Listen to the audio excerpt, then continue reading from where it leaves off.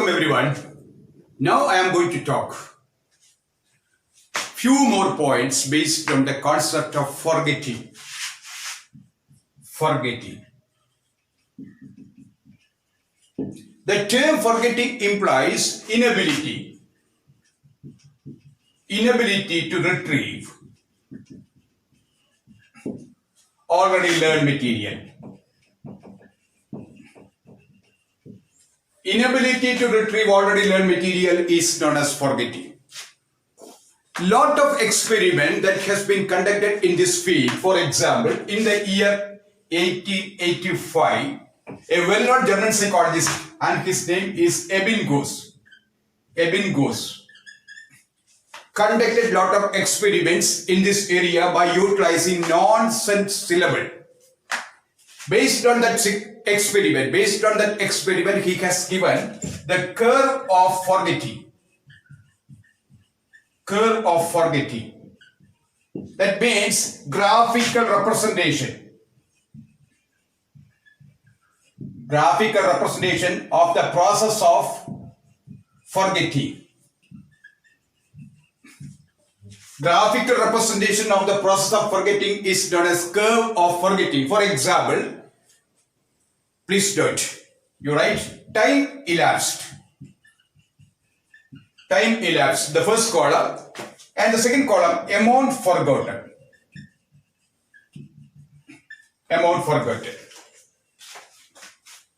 Then first one, after 20 minutes of learning, we forgot 47%. Then after 1 day, we forget 66%. 1 day we forget 66%. Then 2 days. After 2 days, we forgot 72% of material. Then after 6 days,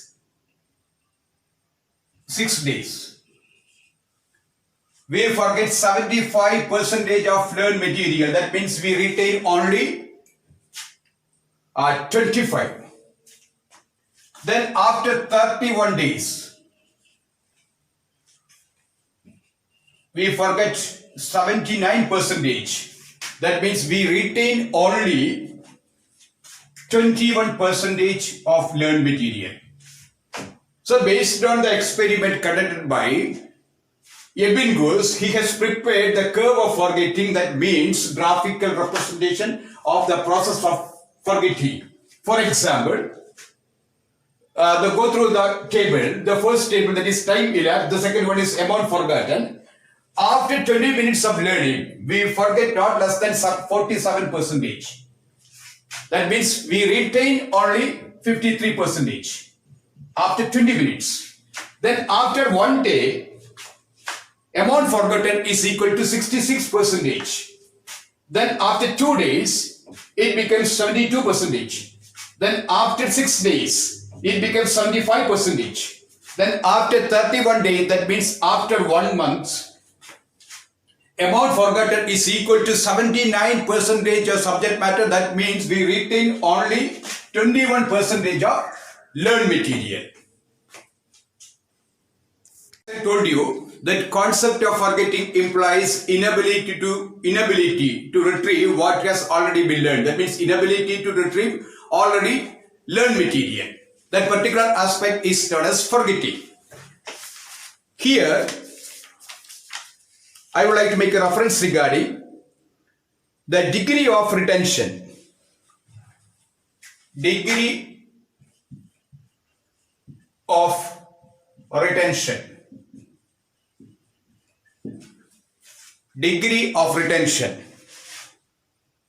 That can be calculated by using a formula. Degree of retention can be calculated by using a formula. For example, amount of retention. Right? Amount of retention is equal to amount learned minus amount forgotten. And this is what is known as degree of retention. For example, degree of retention is equal to, or we can say amount of retention is equal to amount learned minus amount forgotten is equal to degree of retention. The term retention implies storing information in our brain. That is why inability to retrieve what has already been learned, inability to retrieve already learned material is known as forgetting. And the next that we have to discuss, types of forgetting. Types of forgetting. Types of forgetting. Number one, normal. Normal or natural forgetting.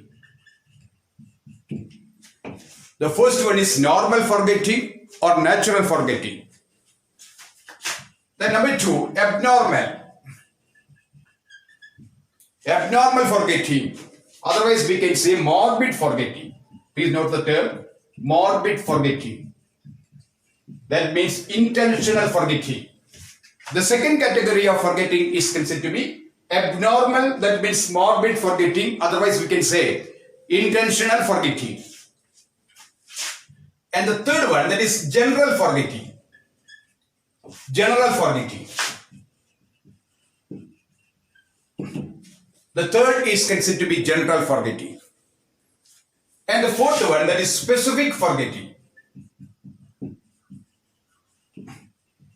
Specific forgetting. And the fifth one, that is psychological forgetting. So we can classify the types of forgetting into normal, that means natural forgetting. The second one, abnormal, that means morbid forgetting, that we can say intentional forgetting. And the third one, that is general forgetting. General forgetting. Then specific forgetting. And the last is psychological forgetting. So these are the types of forgetting. Types of forgetting.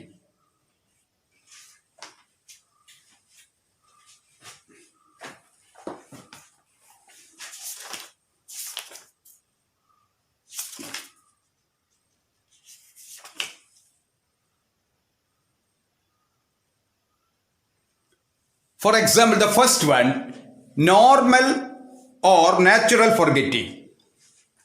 You please listen. Normal or natural forgetting, the first one. In natural forgetting, forgetting occurs with the lapse of time in quite normal way. Forgetting occurs in lapse of time, that means pure natural. The second one, that is abnormal or morbid forgetting. The second one is abnormal or morbid forgetting. An individual intentionally trying to forget something is called abnormal. And the third one, general forgetting. An individual suffers a total loss in his recall of some previous learning material. That is general forgetting. And the next one, that is specific forgetting. The individual forgets only one or the other specific parts of his earlier learning. That is specific forgetting. That is specific forgetting. And the last one, that is psychological forgetting. The loss of memory occurs due to psychological factors like stress, anxiety, conflict, provocation, lack of interest, aversion, apathy, repression, or similar other emotional and psychological problems. And this is termed as psychological forgetting.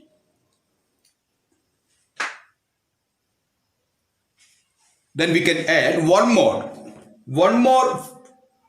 types of forgetting, that is physical. The sixth one, physical or organic forgetting. Physical or organic forgetting. And this one, a person loses his memory due to factors of age, disease, biological malfunctioning of the brain and nervous system, accident, and even consumption of liquor or other intoxicating material. That particular forgetting is known as physical or organic forgetting. നോക്കുക നിങ്ങൾ സാധാരണഗതിയിൽ memory നമുക്ക് ഫോർഗെറ്റിങ്ങിന് normal forgetting, natural forgetting, നമ്മുടെ പ്രായമാകുമ്പോൾ സംഭവിക്കുന്ന ഒരു തലച്ചോറ് നടക്കുന്ന ഒരു പ്രത്യേകതയാണ് കാര്യങ്ങൾ മറന്നു പോകുക എന്നുള്ളത്. Then the second category, that is abnormal morbid forgetting. That means intentional forgetting, general forgetting, specific forgetting, psychological forgetting, and the last one, physical or organic forgetting. Then there are several reasons. That means several factors.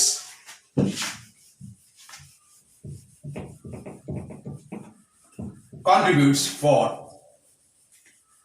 the process of forgetting. We can say causes of forgetting. Causes of forgetting.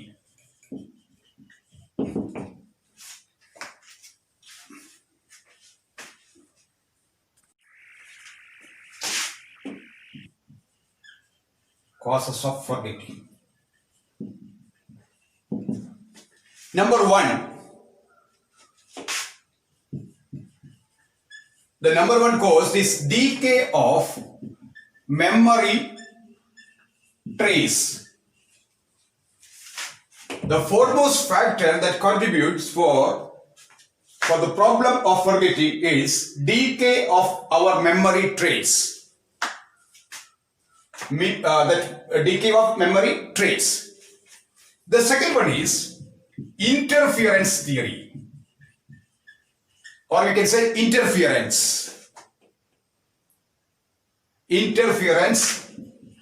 theory. There are two types of interference which contribute for forgetting. They are proactive inhibition. It's very important. Proactive inhibition and retroactive inhibition.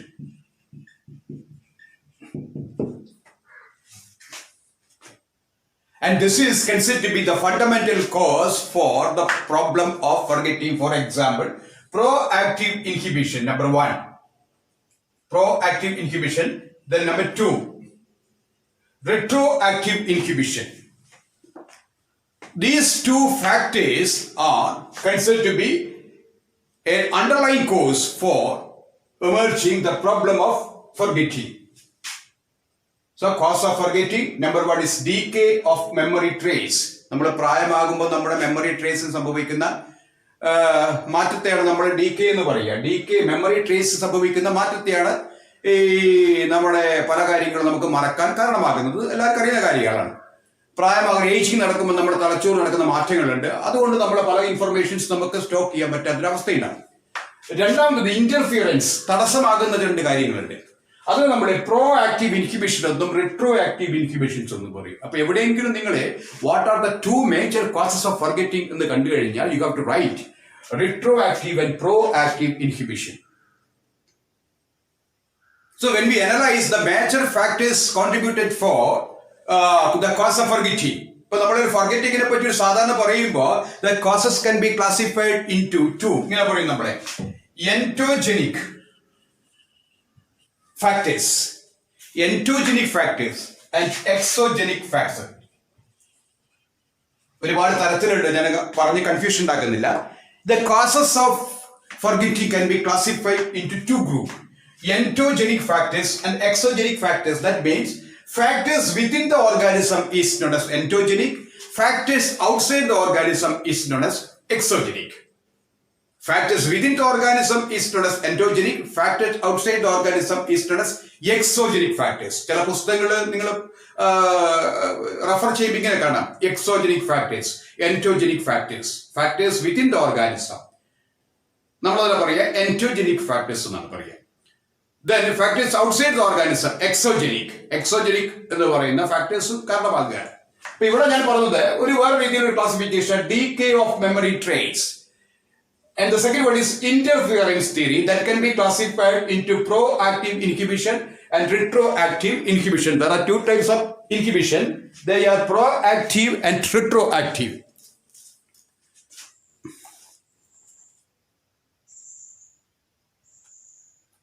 For example, the first one, proactive inhibition. In proactive interference, something previously learned interferes with the recall of newly learned material. നേരത്തെ പഠിച്ച കാര്യം പുതിയ കാര്യം recall ചെയ്യാൻ നമുക്ക് തടസ്സമാവുകയാണ്. അതാണ് നമ്മൾ പറയുന്നത് പ്രോ ആക്റ്റീവ്. നേരത്തെ പഠിച്ച കാര്യം പുതിയൊരു കാര്യം നമുക്ക് മെമ്മറി കൊണ്ടുവരാൻ വേണ്ടി തടസ്സമാകുന്നതിനെയാണ് നമ്മൾ പറയുക ഈ പ്രോ ആക്റ്റീവ് ഇൻഹിബിഷൻ എന്ന് പറയുക. അതിന്റെ ഓപ്പോസിറ്റ് ആണ് retro active inhibition. For example, in case of this retro active inhibition, acting backward. It refers difficulty in recalling old information because of learning new information. ഇപ്പൊ നമ്മളൊരു പുതിയ കാര്യം പഠിച്ചത് കൊണ്ട് നമ്മുടെ റിട്രോആക്റ്റീവ് ഇൻഹിബിഷന്റെ അകത്ത് നമ്മളൊരു പുതിയ കാര്യം പഠിച്ചത് കൊണ്ട് നമുക്ക് നേരത്തെയുള്ള കാര്യം ഓർമ്മയിൽ കൊണ്ടുവരാൻ പറ്റാത്തൊരവസ്ഥ. പുതിയൊരു കാര്യം പഠിച്ചപ്പോൾ നമുക്ക് പഴയൊരു കാര്യം ഓർമ്മയിൽ കൊണ്ടുവരാൻ പറ്റാത്ത അവസ്ഥക്കാണ് റിട്രോ ആക്റ്റീവ് എന്ന് പറയുക. ഈ രണ്ട് ഇൻഹിബിഷൻ ആണ്. അപ്പോൾ നിങ്ങളെ what are the major factors contributed for the problem of forgetting എന്ന് പറഞ്ഞു കഴിഞ്ഞാൽ അതിനെ നമ്മൾ അടിസ്ഥാനപരമായിട്ട് pro active inhibition, retro active inhibition നമ്മൾ ക്ലാസിഫൈ ചെയ്യും. The third cause, that is repression. Repression is considered to be another important factor that contributes for the problem of forgetting. Repression.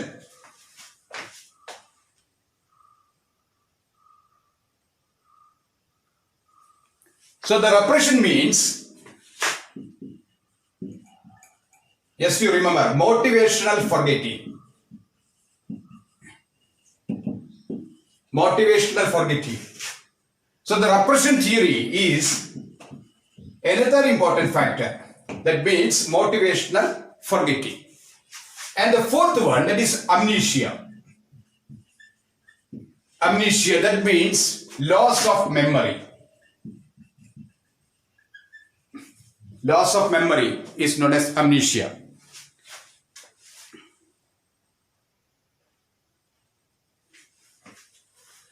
That can be classified into several heads. Number one, localized amnesia. Localized amnesia. The second one, selective amnesia. Selective amnesia.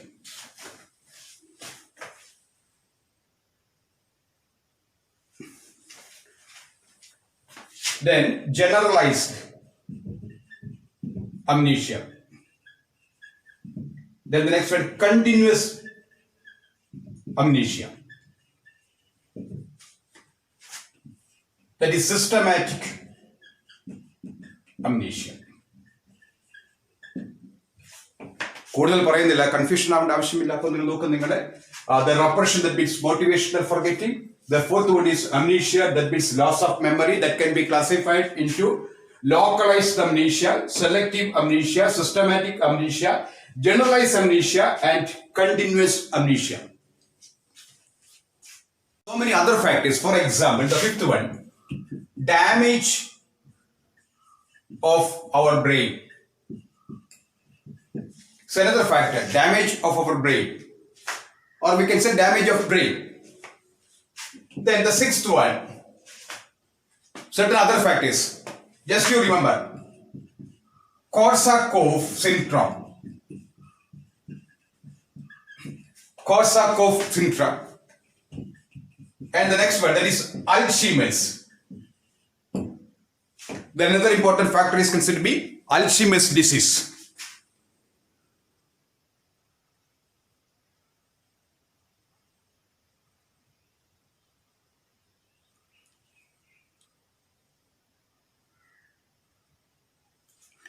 And the next factor, emotional disturbances. So these are the major factors. Repression theory, that means motivational forgetting. Amnesia, loss of memory, that I have given the types of amnesia, just you remember. Then damage of our brain, that means damage of our brain, so brain nerves, brain cells. Then Korsakoff syndrome, that is induced by the usage of alcohols. സ്ഥിരമായിട്ട് മദ്യപിക്കുന്ന ആൾക്കുണ്ടാകുന്ന ഒരു പ്രശ്നമാണ് കോഴ്സാക്കോഫ് syndrome എന്നാണ് പറയുക. ഇത് നമ്മുടെ മറവിക്ക് കാരണമാണ്, കോഴ്സാക്കോഫ് syndrome. Then Alzheimer's, വേറൊരു രോഗമാണ്, നമ്മുടെ തലച്ചോറിനെ ബാധിക്കുകയാണ്. അൾഷിമേഴ്സ് എന്ന് പറയുന്നത് അതൊരു പ്രധാനപ്പെട്ട കാര്യമാണ്. മറ്റൊന്ന് നമ്മുടെ emotional disturbance. So these are the major factors that contributes for the problem of forgetting.